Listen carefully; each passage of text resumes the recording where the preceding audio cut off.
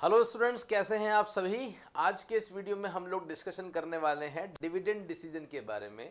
Dividend decision को हम लोग बेसिकली लाभांश निर्णय के नाम से भी जानते हैं। डिविडेंड क्या होता है ये हम सब जानते हैं। मैंने आपको प्रीवियस वीडियोस में ये बताया हुआ है कि हर एक कंपनी की जो अर्निंग होती है उस अर्निंग में से सबसे पहले उसे बाहर वालों को, जो आउटसाइडर हैं, उन्हें कुछ पैसा देना पड़ता है। आउटसाइडर बेसिकली डिबेंचर होल्डर्स होते हैं। तो सबसे पहले ईबीआईटी आता है। ईबीआईटी आने से एक बार मैं फिर से आपको वो रिवाइज करवा देता हूं जो मैंने आप लोगों को पढ़ाया हुआ है। मैंने आपको ये बताया था कि सबसे पहले कंपनी अपना earning before interest and tax निकालती है। ईबीआईटी में से कंपनी इंटरेस्ट लेस कर देती है।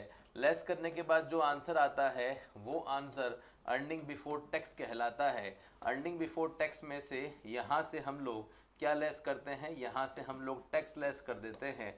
टैक्स लेस करने के बाद जो आंसर आता है वो अर्निंग आफ्टर टैक्स आता है। अर्निंग आफ्टर टैक्स आने के बाद यहाँ पे जो प्रेफरेंस शेयर का डिविडेंड होता है वो कंपनी यहाँ दे देती है। ओके, तो देखो अब यहाँ पे डिविडेंड आ चुका है, मतलब कंपनी यहाँ से डिविडेंड बांटना चालू कर रही है। अब ये बात ध्यान रखना, आपने बहुत जगह ऐसा देखा भी होगा। सपोज लिखा हुआ है 10% प्रेफरेंस शेयर कैपिटल और अमाउंट लिखा हुआ है 10 लाख। इसका मतलब ये होता है कि 10 लाख रुपए की प्रेफरेंस शेयर कैपिटल कंपनी के पास में है।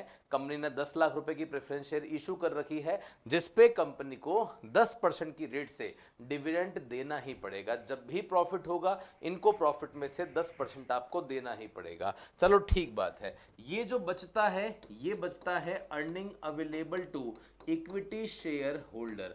अब ये लोग वो लोग हैं, ये पैसा वो पैसा है जो कंपनी के मालिकों के पास में है। अब जो पैसा कंपनी के मालिकों के पास में होता है, यहां पे फिर कंपनी को सोचना होता है कि कंपनी कुछ पैसा यहां पे डिविडेंड बांट देती है, कंपनी कुछ पैसा यहां पे लाभांश के रूप में बांट देती है, और कुछ पैसा कंपनी अपने पास में ही रिटेन कर लेती है, अपने पास में प्रतिधारित कर लेती है, जिसका फ्यूचर में कुछ उपयोग में लिया जा सके। तो बस अब हम बात करने वाले हैं कि जो कंपनी डिविडेंड डिस्ट्रीब्यूट करती है वो क्यों कर रही है। जब डिविडेंड डिस्ट्रीब्यूट करती है उसमें कौन कौन से फैक्टर्स होते हैं जो डिविडेंड को प्रभावित करते हैं। कंपनी डिविडेंड ज़्यादा देगी, कम देगी, ये कौन कौन से फैक्टर्स पे डिपेंड करता है, इसी के बारे में हम अब डिस्कशन करने वाले हैं। तो आप देखिएगा, dividend decision appropriate distribution of profit है ना, लाभ का उचित जो वितरण है वो बेसिकली यहाँ पे किया जा रहा है। So this decision is concerned with distribution of जो सरप्लस फंड कंपनी के पास पड़ा हुआ है ना, जो आधिक्य शेष आधिक्य निधि कंपनी के पास पड़ा हुआ है, कंपनी उसे बांटने के बारे में सोच रही है। फर्म का लाभ विभिन्न पार्टियों जैसे लेनदार, कर्मचारी, डिबेंचर धारक, शेयर होल्डर, इन सभी के बीच में कंपनी अपने प्रॉफिट को डिस्ट्रीब्यूट करती है ताकि इनको भी लगे कि हाँ, कंपनी हमारे लिए कुछ अच्छा कर रही है। अब हम बात कर रहे हैं कि जब भी कंपनी डिबेंचर्स इन सबको डिविडेंड इन सबको देगी तो बहुत सारे फैक्टर्स हैं जो इनको प्रभावित करने वाले हैं, लेकिन जिस अमाउंट में से डिविडेंड दिया जाता है वो मैंने आपको ऑलरेडी बता दिया है। सो लेनदार, डिबेंचर होल्डर्स को इंटरेस्ट का पेमेंट कंपनी की एक निश्चित देनदारी होती है, ये तो कंपनी को देना ही है, ये कंपनी की एक फिक्स लायबिलिटी है, इंटरेस्ट तो देना ही पड़ेगा। ओके, इसलिए कंपनी या वित्त प्रबंधक को यह तय करना होता है कि जो प्रॉफिट बच गया है उसका कंपनी क्या करेगी। ओके, जो भी ऑपरेटिंग प्रॉफिट बच गया है या इक्विटी शेयर होल्डर्स को कंपनी डिविडेंड डिस्ट्रीब्यूट करती है या कुछ पैसा रिटेन रख लेती है। डिविडेंड डिसीजन के तहत वित्त प्रबंधक, फाइनेंशियल मैनेजर ये डिसीजन है कि कितना पैसा डिविडेंड के रूप में बांटना है या कितना पैसा उसे अलग करना है। तो आपको हर एक फंक्शन के बारे में पता होना चाहिए कि सोर्स ऑफ फाइनेंस के फंक्शन में कंपनी क्या करती है। ओके, डिविडेंड डिसीजन में कंपनी क्या करती है। अब हम बात कर रहे हैं कि जब भी कंपनी कोई डिविडेंड का डिसीजन लेती है तो कौन कौन से फैक्टर्स हैं जो उस डिविडेंड के डिसीजन को प्रभावित करते हैं, हम उनके बारे में बात करने जा रहे हैं। तो आइए सबसे पहले बात करते हैं कंपनी कितना बांटेगी। ये ऑब्वियसली कंपनी की इनकम पे ही तो डिपेंड करेगा। कंपनी कितना बांटेगी ये कंपनी की इनकम पे डिपेंड करेगा। कंपनी की जो इनकम होती है वो आप कह सकते हो दो पार्ट में होती है। एक वो पैसा जो कंपनी ने इस साल कमाया और एक वो पैसा जो कंपनी ने पिछले साल कमाया। अगर कंपनी की इनकम ज़्यादा है तो कंपनी उस सिचुएशन में ज़्यादा प्रॉफिट का डिक्लेरेशन कर देती है, लेकिन अगर कंपनी का प्रॉफिट कम है तो उस सिचुएशन में कंपनी डिस्ट्रीब्यूशन भी कम ही करती है। तो बेसिकली ये जो पॉइंट है अर्निंग वाला, ये आपको समझ में आ गया होगा। ओके, अगर कंपनी की इनकम मोर अर्निंग है, अगर अर्निंग ज़्यादा है तो उस सिचुएशन में डिविडेंड डिस्ट्रीब्यूशन भी क्या होगा, वो भी ज्यादा ही होगा। इस प्रकार से ये प्रोसीजर चलता है। आगे आ जाओ, अगला पॉइंट है स्टेबिलिटी ऑफ अर्निंग। देखिए, केवल अर्निंग होने से काम नहीं चलता। इंपॉर्टेंट है कंपनी के पास जो अर्निंग है वो रेगुलर बेसिस पे, फिक्स बेसिस पे आ रही है कि नहीं आ रही है। कंपनी ने आज 1 करोड़ का प्रॉफिट कमाया और नेक्स्ट ईयर कंपनी का जो प्रॉफिट था वो केवल 20 लाख रह गया, नेक्स्ट मंथ में फिर 30 लाख हो गया, फिर अगेन 1 करोड़ हो गया। तो ऐसे कंपनी कभी भी एक फिक्स रेट से डिविडेंड नहीं दे सकती। तो ये भी जरूरी है कि एक स्टेबल अर्निंग होनी चाहिए। देन उसके बाद में नेक्स्ट है आपका कैश फ्लो पोजीशन। ये हमने पहले भी देखा था। कैश फ्लो पोजीशन का मतलब होता है कंपनी के पास में जो पैसा आ रहा है, जो पैसा जा रहा है, उसका मामला क्या है। अगर कंपनी के पास में अवेलेबल कैश ज़्यादा होता है, मतलब कंपनी के पास में डेली बेसिस पे, ऑपरेटिव बेसिस पे रिसिप्ट ज़्यादा होती है तो डिविडेंड ज़्यादा बांटा जाता है। अगर मान लो कंपनी के पास में कैश की शॉर्टेज हो जाती है, पैसा है ही नहीं, तो उस सिचुएशन में कंपनी डिविडेंड जो है वो कम बांटती है। तो यस, ये भी एक पॉइंट है। बस इन पॉइंट्स को आप देखते जाओ और एक बार रीड कर लेना, नोट्स आपको मिल ही जाते हैं, तो बस आपको इसके अलावा और किसी की ज़रूरत नहीं होती। आगे आ जाइए, नेक्स्ट पॉइंट है आपका ग्रोथ अपॉर्चुनिटीज। अब आप कहोगे सर ये ग्रोथ अपॉर्चुनिटीज का मतलब क्या होता है। देखिए, कंपनी के पास में दो ऑप्शन होते हैं, या तो पैसा वो बांट देगी या कंपनी अपने पास में रखेगी। कंपनी अपने पास में रखती है तो ऐसा तो नहीं है ना कि वो अपने पास में रखे रहती है, कंपनी उस पैसे को फिर से री इन्वेस्ट करती है। जब री इन्वेस्ट करती है तो कहीं ना कहीं किसी प्रोजेक्ट में करती है, कंपनी कहीं ना कहीं किसी प्रोजेक्ट में करती है। तो अगर कंपनी के पास में कहीं ज्यादा इन्वेस्ट करने से अच्छा खासा पैसा मिल रहा है, वहां फ्लोटेशन कॉस्ट बहुत कम है, तो कंपनी डेफिनेटली क्या करेगी, कुछ पैसा जो है वो इन्वेस्ट कर देगी, डिविडेंड नहीं बांटेगी। तो ग्रोथ अपॉर्चुनिटीज, विकास के अवसर भी एक अच्छा पॉइंट होता है। अगर किसी कंपनी के पास कई निवेश योजनाएं होती है तो उसे कंपनी की कमाई का पुनर्निवेश करना चाहिए।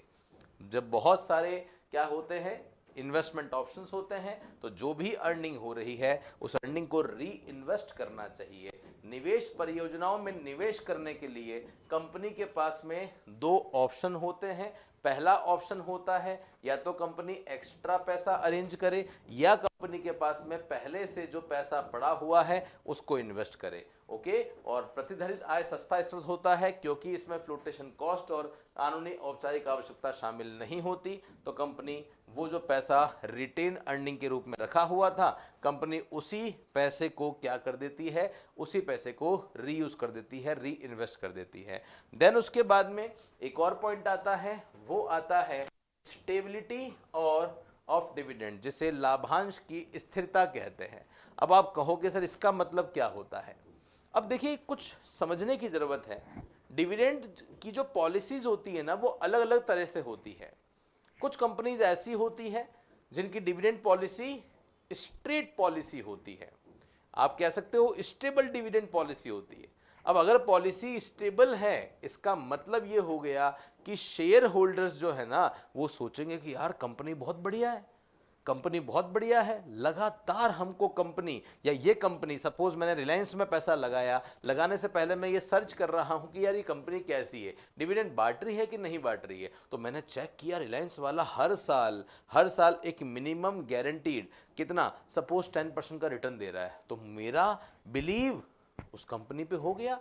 मुझे लगा कि यार कंपनी तो बहुत ही बढ़िया काम कर रही है, मतलब मुझे इस कंपनी में इन्वेस्टमेंट करना चाहिए। तो जब कोई कंपनी ऐसा करती है, स्टेबल डिविडेंड देती है और वो भी कांस्टेंट बेसिस पे देती है, लगातार देती है, तो इन्वेस्टर का एक ट्रस्ट जनरेट होता है ना। लेकिन कभी कभी ऐसा होता है कि जो बड़ी बड़ी कंपनीज होती है, कभी डिविडेंड देती है, कभी नहीं देती है, तो कहीं ना कहीं वहां प्रॉब्लम आती है। तो यस, स्टेबिलिटी ऑफ डिविडेंड की प्रॉब्लम भी एक इंपॉर्टेंट प्रॉब्लम होती है। जो बात मैं थियोरेटिकली कह रहा हूं वही बात आपको यहां पे लिखी हुई दिख रही है। ओके, कुछ कंपनियां एक स्थिर लाभांश नीति का पालन करती है क्योंकि शेयर धारक पर बेहतर प्रभाव पड़ता है और एक शेयर बाजार में कंपनी की प्रतिष्ठा में सुधार होता है। स्थिर लाभांश नीति निवेशक को संतुष्ट करती है, यहां तक कि बड़ी कंपनियां और वित्तीय संस्थान नियमित और स्थिर लाभांश नीति वाली कंपनी में निवेश करना ज्यादा पसंद करते हैं। निवेश में वृद्धि तभी की जाती है जब कंपनी को विश्वास हो जाता है कि उनकी कंपनी की क्षमता बड़ी है। ओके, चलिए आगे बढ़ते हैं। अगला क्वेश्चन है प्रेफरेंस ऑफ शेयर होल्डर। तो प्रेफरेंस ऑफ शेयर होल्डर का मतलब क्या होता है, कंपनी की प्रेफरेंस क्या है ये भी डिपेंड करता है। बहुत सारी कंपनियां जो डिविडेंड देना चाहती है वो अपने शेयर होल्डर को देना चाहती है, ठीक है, इसको समझते हैं। आइए, अगर किसी कंपनी में बड़ी संख्या में रिटायर्ड और मिडिल क्लास के शेयर होल्डर हैं तो वो ज्यादा लाभांश की घोषणा करेगी और रिटेन अर्निंग कम रखेगी। लेकिन यदि कंपनी के पास में बड़ी संख्या में और धनी शेयर होल्डर है तो लाभांश को अलग रखना पसंद करेगी, मतलब वो बांटेगी कम, रखेगी ज्यादा। तो शेयर होल्डर्स की प्रेफरेंस भी जो है वो डिपेंड करती है। अगर मिडिल क्लास शेयर होल्डर्स हैं तो ज्यादा बांटेगी और रिच क्लास है तो कंपनी कम बांटेगी क्योंकि उनको नहीं मिलेगा तो भी काम चल जाएगा। और क्या है, टैक्सेशन पॉलिसी बहुत इंपॉर्टेंट है।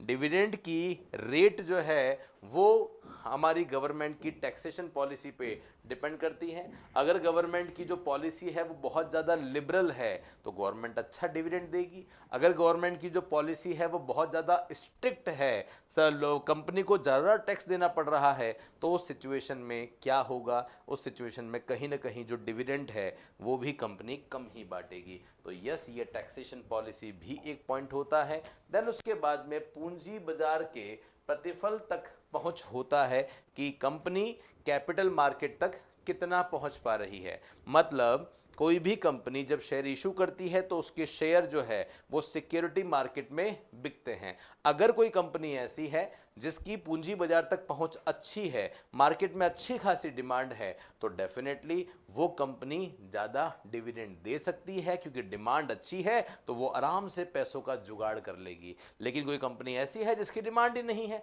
कैपिटल मार्केट तक बराबर पहुंच ही नहीं है, तो उस सिचुएशन में वो कंपनी कभी भी एक अच्छा डिविडेंड नहीं दे सकती। ये भी एक पॉइंट होता है। तो कौन कौन से फैक्टर्स होते हैं जो डिविडेंड को अफेक्ट करते हैं, उसमें earning, cash flow position, stability of dividend, taxation policy, legal restriction, stock market restriction, stability of earning, growth opportunities, preference of share holder, access to capital market और कॉन्ट्रेक्चुअल कॉन्स्टेंट्स, ये सारे points होते हैं जो कि प्रभावित करते हैं। बाकी पॉइंट्स मैंने अलग से एक्स्ट्रा में यहाँ लिख दिए हैं, उनको आप पढ़ लेना।